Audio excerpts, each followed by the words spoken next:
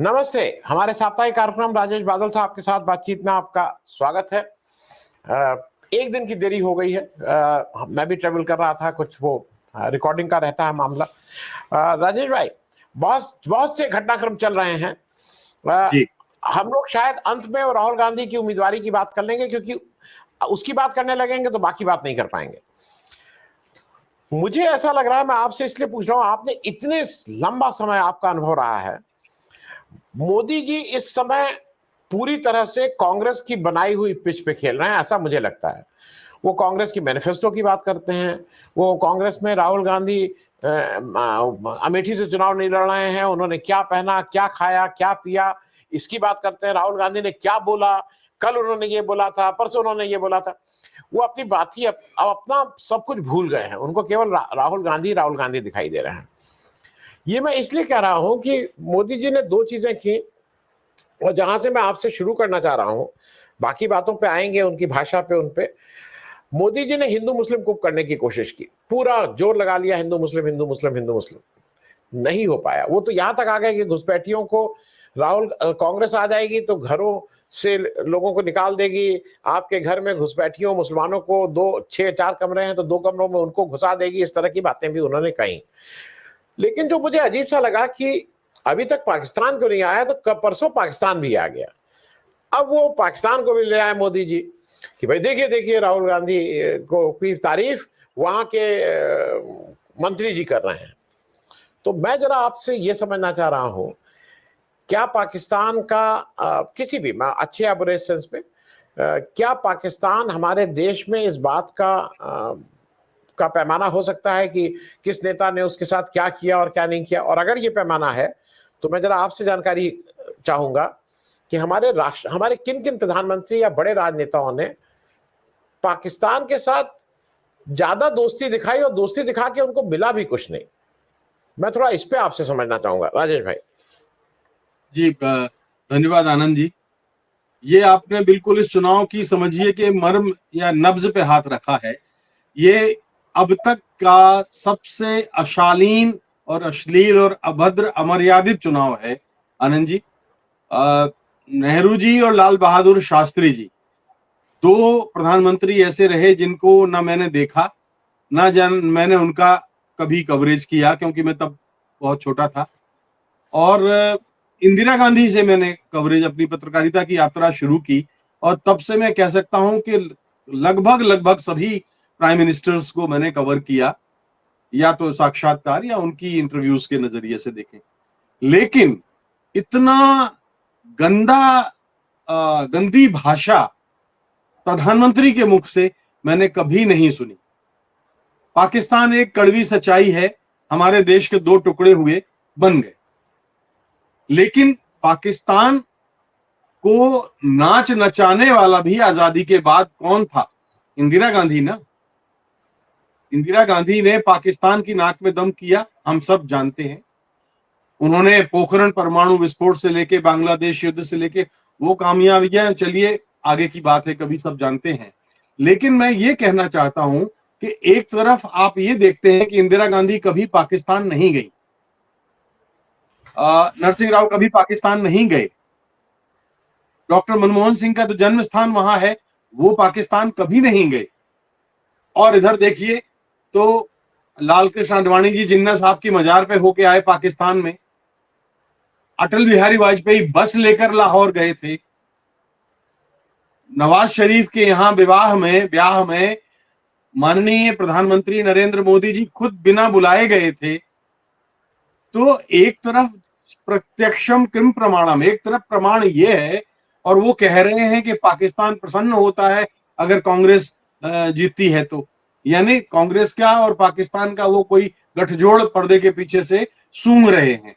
ये मुझे बड़ी ताज्जुब की बात लगती है कि आप और कोई नया उदाहरण नहीं है। मैं तो आपको 1946 में जब प्रांतीय सभाएं होती थी, आप देखिए कि हिंदू महासभा और मुस्लिम लीग ने मिलकर सरकार बनाई या नहीं बनाई, आप देख लीजिए उदाहरण। तो अगर हिंदू महासभा और मुस्लिम लीग मिलकर के सरकार बना सकती हैं, मैं तो ये कहने को तैयार हूं कि ये दोनों ही घटक अंग्रेजों की गोद में बैठे थे, जिन्होंने विभाजन के लिए जोर दिया था, बंटवारे के लिए जोर दिया था। तो ये बड़ा मुझे ताज्जुब की बात लगती है कि इस चुनाव में तथ्यों से परे जाकर के पाकिस्तान का इस तरह से इस्तेमाल किया जा रहा है। जी दूसरा जी एक, जी आप कुछ कह रहे थे? नहीं, मैं सिर्फ राजेश भाई एक बात ऐड कर दूं याद दिलाने के लिए। पहली बार पाकिस्तान की खुफिया एजेंसी उनके आईएसआई को मोदी जी लाल कारपेट बिछा के उनसे कहना आइए और पठानकोट में इंस्पेक्शन करिए, पठानकोट कैसा वाले नहीं मामले में 2016 में। तो ये भी जी तो याद रखना होगा आपको और आपको। जी आप फिर कंटिन्यू करिए। जी जी, नहीं उसको हम भूल नहीं सकते। तो मैं ये कह रहा हूं कि अब बात जो हर बार मैं रिपीट करता हूं कि 2024 का भारत का मतदाता अब 1970-80 का मतदाता नहीं है, जब उसको घटनाओं का सही और गलत का फर्क ना कर सकता हो। उसको मालूम है कि पाकिस्तान के साथ मिली भगत किसकी रही है, पाकिस्तान कौन कौन किस पार्टी के नेता सबसे ज्यादा गए हैं, कौन प्रधानमंत्री गए हैं, ये सब पता है। एक बात और आनंद जी, उसी भाषण में मैंने सुनी, नरेंद्र मोदी जी अपने भाषणों में एक शब्द इस्तेमाल करते हैं राहुल गांधी के लिए, वो है शहजादे। शहजादा यानी राजकुमार, नवाब या सुल्तान या बादशाह जो होता था उसका बेटा।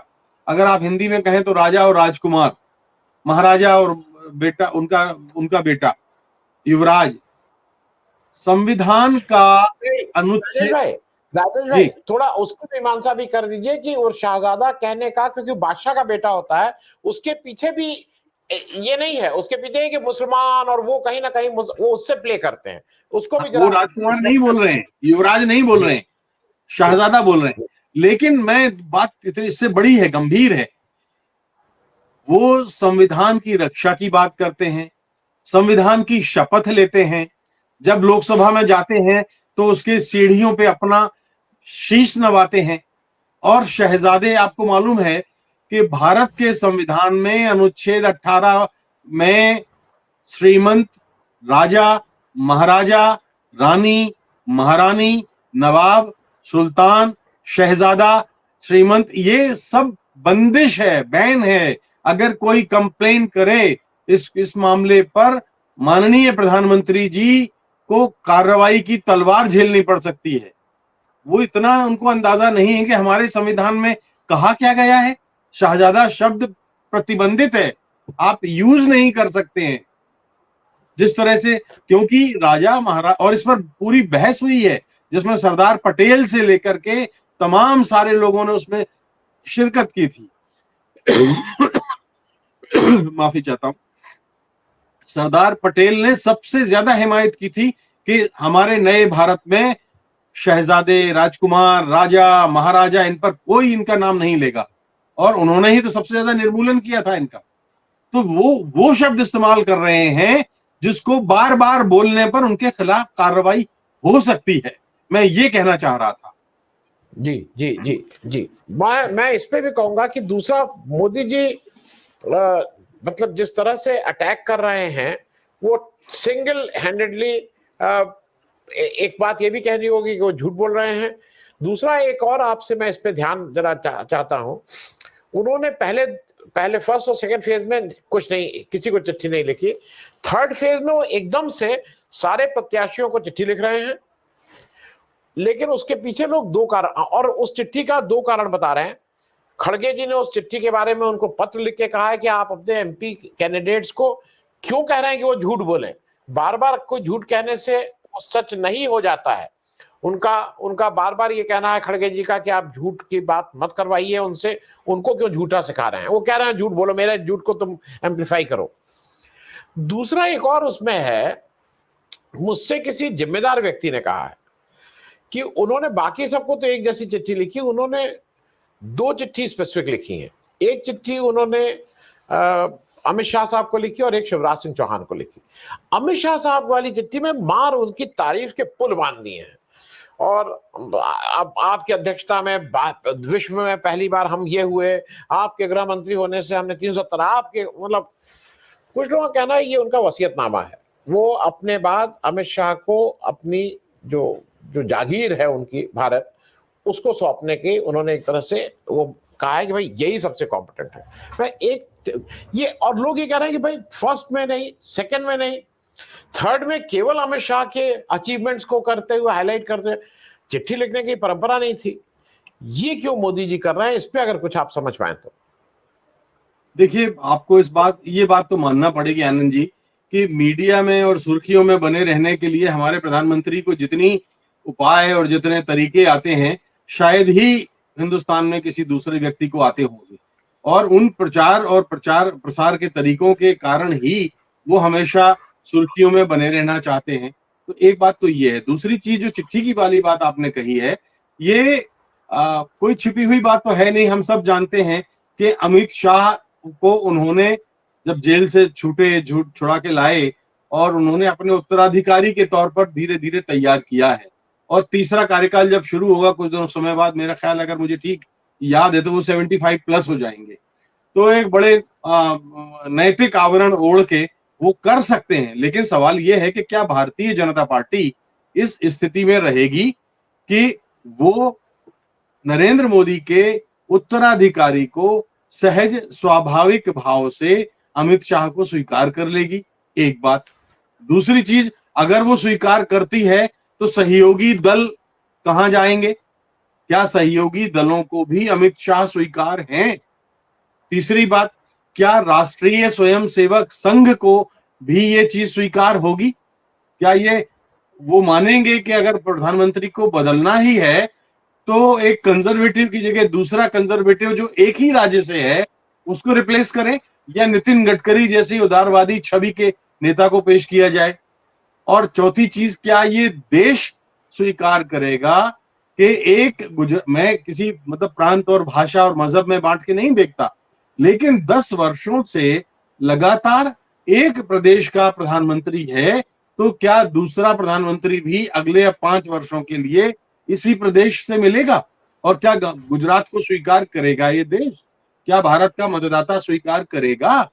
ये एक और क्या भारतीय जनता पार्टी के वो सांसद जो जीत के आएंगे वो स्वीकार करेंगे? क्योंकि अगर नरेंद्र मोदी नहीं रहेंगे तो फिर पार्टी की हालत क्या होगी, आप ये जान सकते हैं, आप ये समझ सकते हैं।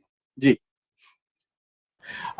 एक चीज राजेश भाई और मैं जरा आपसे पूछ लूं, सारा हंगामा इस समय राहुल गांधी के नॉमिनेशन और इस पे हो गया है।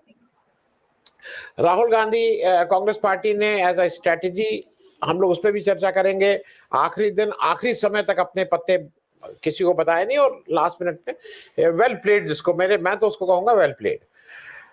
लेकिन इसी उसका फायदा उठाते हुए इस धूल का, जब ठीक से चीजें सिर्फ रायबरेली अमेठी बीजेपी ने अपना काम कर दिया। उन्होंने रेवन्ना से जो सीखी थी बातें कर्नाटक में, उसी परंपरा को आगे बढ़ाते हुए बृजभूषण शरण सिंह के लड़के को, करण भूषण को टिकट दे दिया। और वो टिकट ऐसे नहीं दिया, बृजभूषण ने कहा है कि मतलब कौन काटेगा, और किसी की हिम्मत नहीं थी, मोदी जी की हिम्मत बृजभूषण शरण के टिकट को उनके। मैं इस पे एक टिप्पणी चाहूंगा, किस तरह के लोगों को आप राजनीति में, अगर बृजभूषण शरण सिंह का आप टिकट नहीं काटने की हिम्मत रखते हैं, अगर रेवन्ना के स्टेज पे आप जाके प्रचार करते हैं, तो जरा मैं भी ये समझना चाहूंगा आपसे, ये मोदी जी किन लोगों को प्रोत्साहित करते हैं, किन लोगों के साथ खड़े हुए दिखाई दे रहे हैं? देखिए, मैं आपको बताऊं कि जब लाल कृष्ण आडवाणी और अटल बिहारी वाजपेयी थे और गुजरात के दंगों के बाद जब ये कहा गया था कि राजधर्म निभाते हुए नरेंद्र मोदी का इस्तीफा ले लेना चाहिए, तो लाल कृष्ण आडवाणी जी ने उनका बीच बचाव किया था। और तब उनकी छवि कैसी थी, पूरा देश ही नहीं दुनिया उस बात से वाकिफ है। कोई बात नहीं, ये हो गया। लेकिन ताजा जब प्रधानमंत्री बन गए, आपको पिछले चुनाव में याद है, भोपाल से एक साध्वी प्रज्ञा जिन्होंने दिग्विजय सिंह को हराया था, उनको टिकट देने की बात आई। तो साध्वी प्रज्ञा के बारे में सारा इतिहास उनका सबको पता है, कोई ऐसा नहीं है जो न जानता हो। इसके बाद आप आइए पिछले चुनाव में, जब आपको याद है कि जब चुनाव होने जा रहे थे तो कुछ अपराधियों को जमानतों पर छोड़ा गया था और उन्होंने पर्दे के पीछे से चुनाव प्रचार में भूमिका निभाई थी।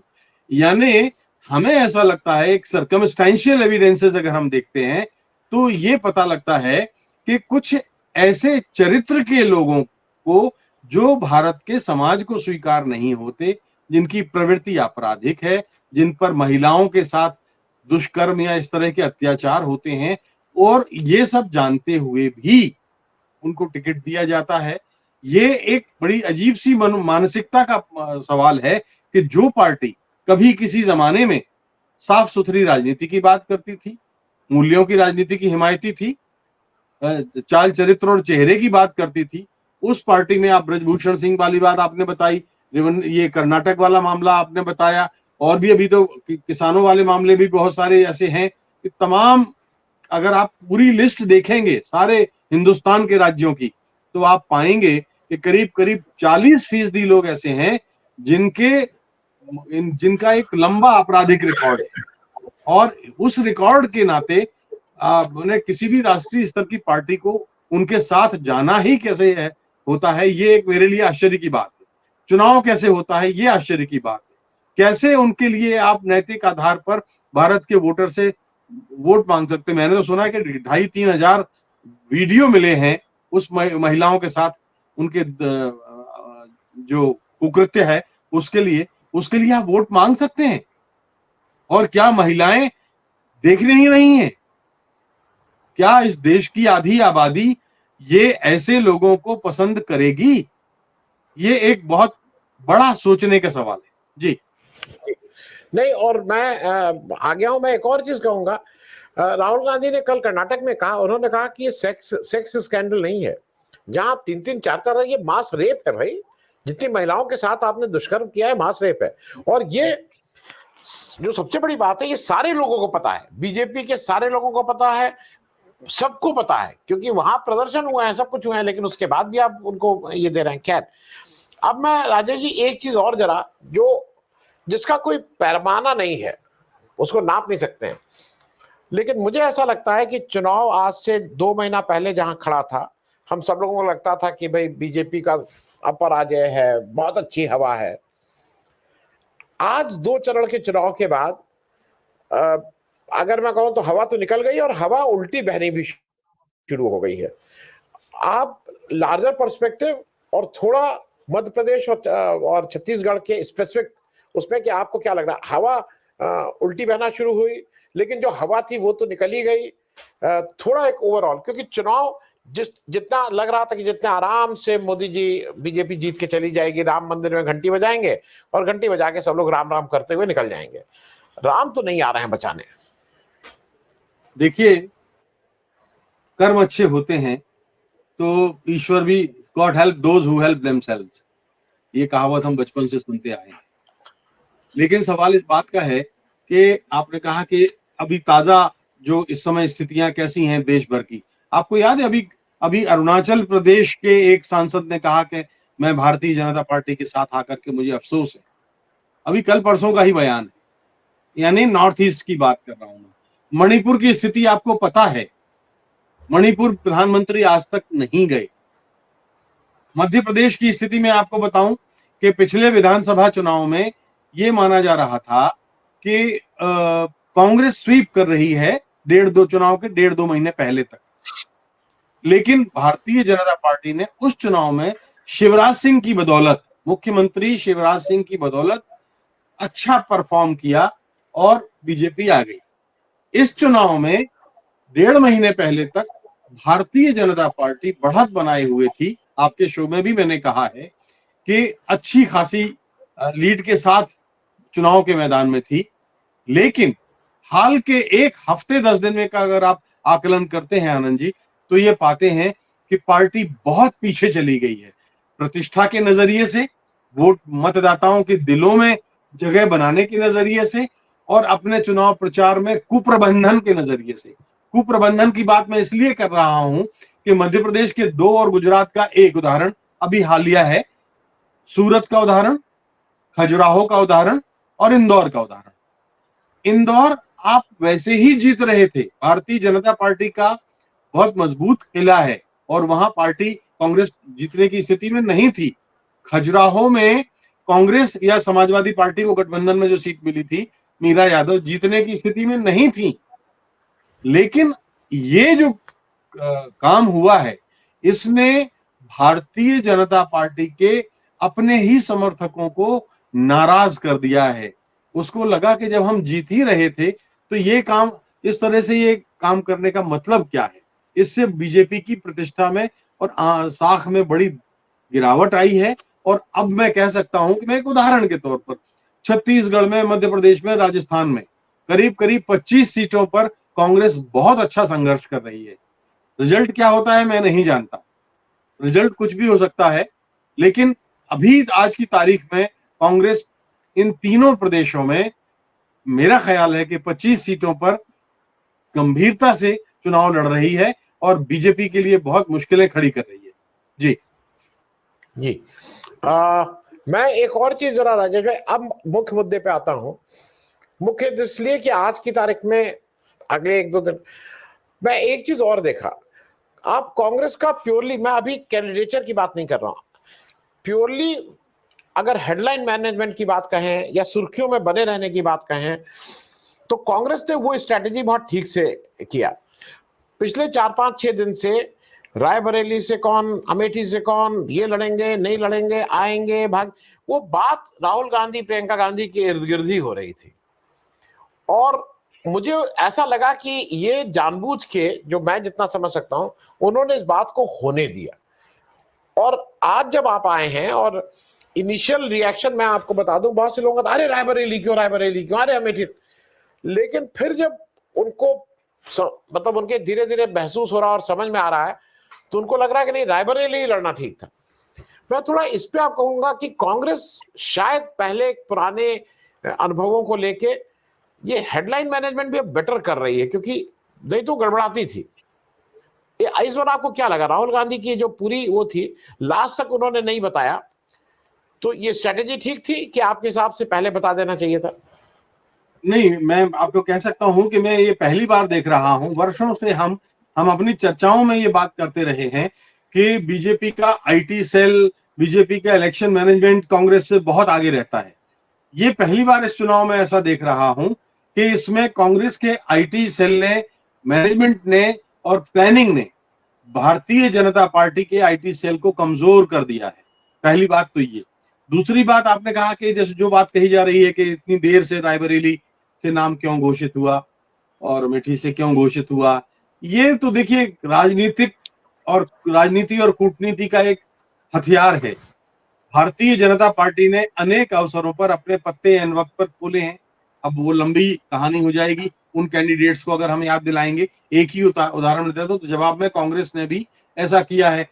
ग्वालियर से अटल बिहारी वाजपेयी को बीजेपी ने खड़ा किया और ठीक एक दिन पहले कांग्रेस ने माधवराव सिंधिया को उनके खिलाफ मैदान में उतार दिया और कांग्रेस जीती, अटल बिहारी वाजपेयी हार गए। तो ये जो है, ये तो देखिए चुनावी प्रबंधन का और सूझबूझ का नतीजा है, परिणाम है। पिछले चुनाव में शायद उस तरह से नहीं हो पाया होगा, लेकिन इस बार तो हम देखते हैं कि कांग्रेस बहुत आगे है इलेक्शन मैनेजमेंट में और आईटी मैनेजमेंट में। दूसरी चीज में आपने जो रायबरेली बात कही, रायबरेली देखिए एक प्रतीक है। रायबरेली, श्रीमती गांधी का नाम तुरंत जैसे ही रायबरेली का नाम आता है तो श्रीमती गांधी का नाम, रायबरेली का नाम जब लिया जाता है तो सोनिया गांधी का नाम आता है। अब वो राज्यसभा में एल्डरमैन की तरह बैठी हुई हैं, तो अब पारिवारिक विरासत, रायबरेली की विरासत, रायबरेली की सेवा करने की विरासत। मैं तो रायबरेली, अमेठी दोनों जगहों पे, सुल्तानपुर खूब घूमा हूं और मैंने पाया है कि कांग्रेस ने वहां स्थानीय स्तर पर जिस तरह से महिलाओं को मजबूत बनाने का काम किया है, वो शायद किसी संसदीय क्षेत्र में मुझे तो नजर नहीं आया, माफ कीजिए, उत्तर प्रदेश में। लेकिन रायबरेली की जो विरासत है, अगर राहुल संभाल रहे हैं, तो मुझे लगता है कि वो अपनी पुरानी लीग पर लौटे हैं और रायबरेली के लोग खुशकिस्मत हैं, बेहतर हैं कि वो अब एक बार फिर राहुल गांधी को अपने प्रतिनिधि के रूप में पा रहे हैं। चुनाव नतीजे क्या होते हैं अभी हम आने वाला वक्त बताएगा, लेकिन ये बात सही है कि इन दो नामों की घोषणा से, भाई किशोरी जी भी तो कोई परिवार के से अलग थोड़ी हैं। इतने वर्षों से रायबरेली और अमेठी में किशोरी जी प्रतीक बने हुए हैं गांधी परिवार का, तो आप कैसे उनको अलग कर सकते हैं? तो जब और लड़ाई तो सारी प्रतीकों से होती है चुनाव में। राजीव भाई, नहीं, मैं एक और तरह से इसको देख रहा हूं। मुझे ये लग रहा है कि जैसे बीजेपी के पास मुद्दे नहीं हैं, मोदी जी कुछ कुछ बोल रहे हैं, ये जो उन्होंने अनाउंस किया किशोरी लाल और राहुल गांधी को, मैं थोड़ा किशोरी लाल के बारे में अगर दर्शकों को बता दूं, 1983 से वहां जमे हुए हैं। राजीव गांधी, सोनिया गांधी, राहुल गांधी, ये जितने लोग आए और गए, किशोरी लाल जी वही हैं। कांग्रेस के किसी जन का कोई भी दुख कष्ट वो होता है तो पहली घंटी जो बजाई जाती, कॉलबेल है ये एक तरह से, चाहे वो इंदिरा गांधी, चाहे सोनिया गांधी को जगाना हो, चाहे राहुल गांधी से बात करनी हो, कॉलबेल तो मेरे ख्याल में किशोरी लाल शर्मा। तो उनकी वो पैठ तो बहुत बड़ी है, मतलब वो 1 to 1।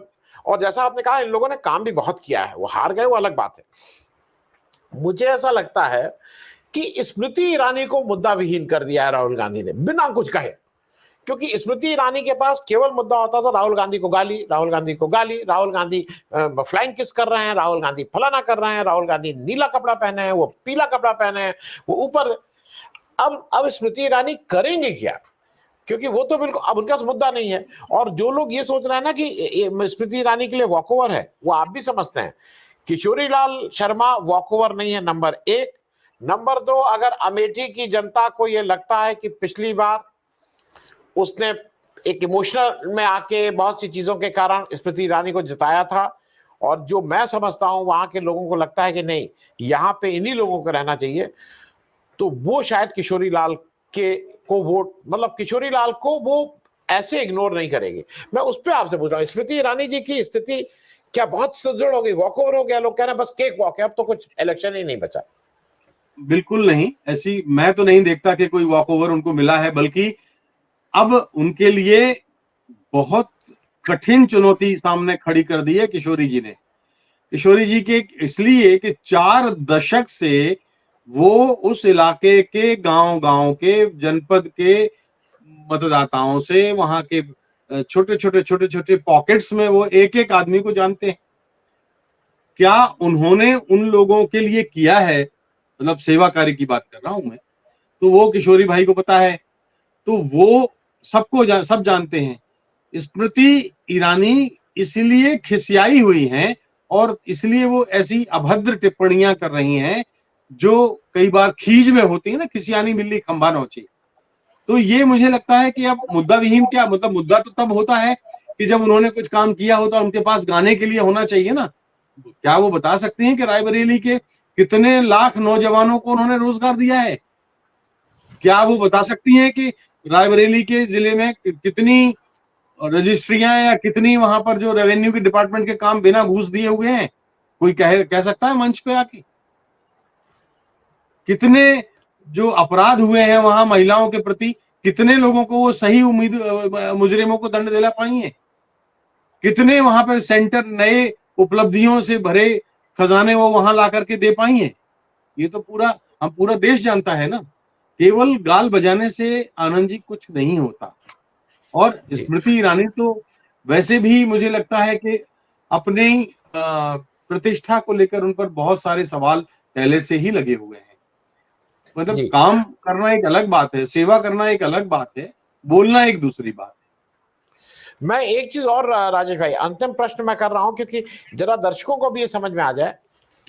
स्मृति ईरानी जी एक चीज और कर रही थी लगातार, वो कह रही थी राहुल गांधी पे जब हमला कर रही थी कि वो बाहरी हो गए, वो बाहरी हो गए, और फिर वो अपने उसमें कहती थी कि मैंने यहाँ घर बनवा लिया। फिर वो कहती थी कि मैं अवधि सीख गई हूँ, कुछ कुछ मैं अवधि में बात कर सकती हूँ। और तीसरा वो कहती थी मेरा वोटर आईडी यहाँ का बन गया, मैं यहीं की वोटर हूँ। अब इन तीनों चीजों पे किशोरी लाल जी मालूम नहीं कब से रहते हैं, ये तो अभी जुम्मा 5-7 साल से है। अवधि वो इनसे, मतलब वो इनको ट्यूशन दे सकते हैं। वोटर वो मालूम नहीं ये कब से है, जब से शायद वोट देना पड़ना शुरू होगा तब से किशोरी लाल जी वोटर हैं। तो इन तीनों मुद्दों को तो हवा निकल गई। राहुल गांधी है नहीं, गाली देंगे वो, मैं इसीलिए पूछ रहा हूँ वो अब क्या बोलेंगी वहां, मतलब किस बात की? सिलेंडर के दाम कम करो, जिसमें वो कहती थी पहले, वो क्या मुद्दा क्या होगा? मैं अंतिम प्रश्न आपसे पूछ रहा हूँ। देखिए, पहली बात तो ये है आनंद जी के बाहरी तो खुद स्मृति ईरानी है, ये तो दुनिया को बताने की आवश्यकता है नहीं। बाहरी से मतलब उस निर्वाचन क्षेत्र की में वो ताजी पैदा हुई हैं। बीते कुछ वर्षों में। लेकिन किशोरी भाई या किशोरी जी जो हैं वो तो वहां पुश्तैनी है, खानदानी उनकी विरासत वहां है। तो ये बाहरी कौन है और स्थानीय कौन है, ये वहां के मतदाताओं को बताने की आवश्यकता नहीं है, एक बात।